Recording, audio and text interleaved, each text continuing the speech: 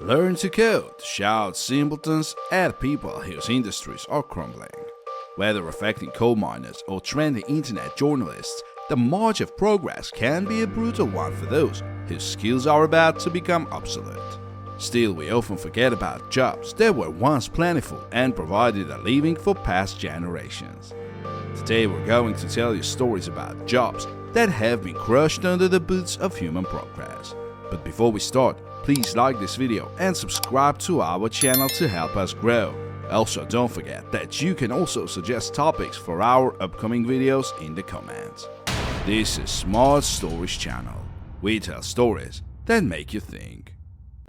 No corruptors. Usually, it takes a while for new cutting-edge tech to filter into our lives and become ubiquitous. Some forms are created to replace older tech, but in many cases, new tech comes along that replaces a human held role. This was true in the case of the alarm clock. So what came before? In the more industrialized parts of England, they relied on no corruptors. Factories and miners had a real interest in getting their workers on the lines as early as possible, often at 6 a.m. or earlier. The problem is that humans love to sleep, often quite late into the new day. To remedy tardiness, these companies employed people to walk the narrow terraced streets where their workers lived and brandish very long sticks or pea shooters to tap on the bedroom windows of their workers and wake them on time. Rower women. Getting from point A to point B is at the very core of how our species evolved from the animal kingdom to something quite apart. However, Mother Nature loves throwing obstacles in our ways. Mountains, chasms, occasionally magma, impenetrable woodlands or jungles, and most commonly water. Until World War I, the Swedes used an ingenious way to quickly traverse the many waterways that blocked their access to the islands of the Stockholm archipelago: water taxis. Not so obsolete, you may think, but this was solely a female profession, and they only used long oar-propelled boats. They were challenged by a group of unmarried women from Dalarna who used newfangled paddle-wheel boats. The advent of the steam age and further innovations led to the decline and eventual end of the traditional role of rower women. It's a shame really that we cannot see these ladies do their things anymore. As Venezuelan General Francisco de Miranda said in 1787, they were good women who row like devils. Computers. Too many people are enslaved by their tech.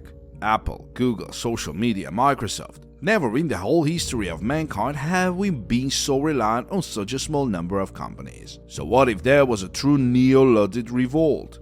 What would take the place of all the ubiquitous devices on which we rely? A lot of things we do on our devices would simply go away, replaced by older forms of entertainment, communication and work. But what of the computing needed to manage the vast amounts of data processing and analysis required in all facets of human endeavor? Well, our digital computers would be replaced by human computers, a throwback to yesteryear when people did their own computing. In fact, NASA relied on human computers at one time. Priest hunters. This story is very era-specific, thank goodness. Queen Mary I has a rightly bloody reputation, but that of a younger sister, Elizabeth I, is generally positive in the public consciousness. Where Queen Mary burned Protestants at the stake, Elizabeth sought to right this injustice during her reign by placing a bounty on the heads of Catholic priests. She sent out men to hunt down the priests. Job done, peace restored. This dangerous environment caused many priests to take daring, often desperate measures to evade capture. One such ploy was to build a priest hole in a friendly household where the priest could hide from the searching hunters. If a priest was discovered, he was flung into prison before being tortured and put to death. Society would often create a folk devil, an individual or group who can be blamed for a population-level anxiety. In Elizabethan England, Jesuit priests held that dubious title. Whipping boys. Kids can be rude, cruel, and quite naughty. In the past, parents and guardians remedied their children's bad behavior with a whipping. However, What if your son had stolen an apple from the pantry, but he was also the heir to the throne of your country? You couldn't beat a future king. Instead, you would use a whipping boy, a young lad, to take all the corporal punishment that the devilish little prince deserved. There is some debate as to whether such a role was a real job. However, given that a physician would often drink his lord's pee to ascertain whether the nobleman was close to developing diabetes, we are willing to believe that such a ridiculous role existed. Sandal bearers. Sandal bearers carried the sandals of their superiors in early cultures such as in ancient Egypt or feudal Japan. The sandal bearer often washed the feet of his superior as well. It wasn't as bad a role as it sounds. In feudal Japan, sandal bearers often rose to higher status from this seemingly low position. For example, Toyotomi Hideyoshi became imperial regent of Japan, having unified the islands through bloody conquest. Sandal bearers also held an important role in ancient Egypt. The exact nature of their status is shrouded in mystery. Was their depiction in reliefs and other art a tribute to their high status in society, or merely a reflection of their master's power? We may never know. Printers' devils.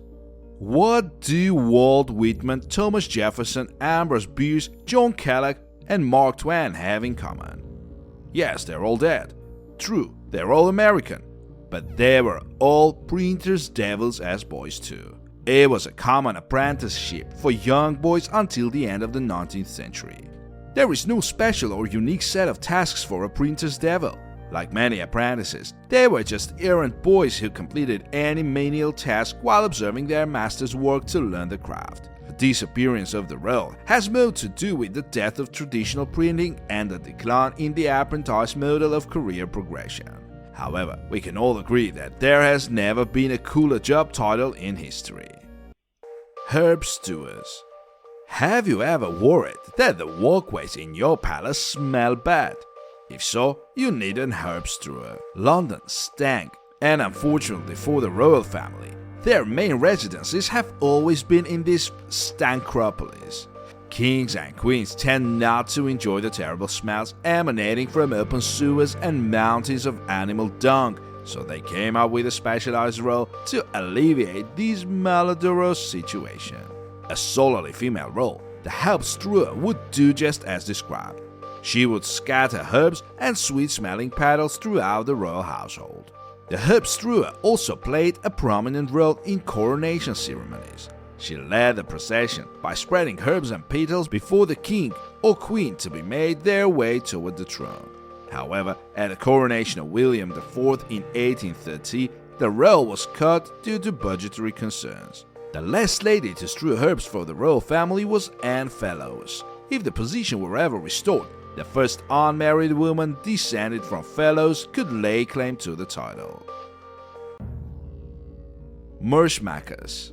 This is yet another story from Sweden, a nation that pioneered gender equality long before most other cultures. In the Scandinavian country, both sexes were allowed to be equally miserable. A bricklayer's job is hard enough without having to carry heavy pallets or buckets of mortar to the wall that they're building. Why not get an unmarried mother who cannot find work anywhere else to do the job? That's exactly what the Swedes thought during the rapid growth of Stockholm, Gothenburg, and other cities from the late 18th to the early 20th century.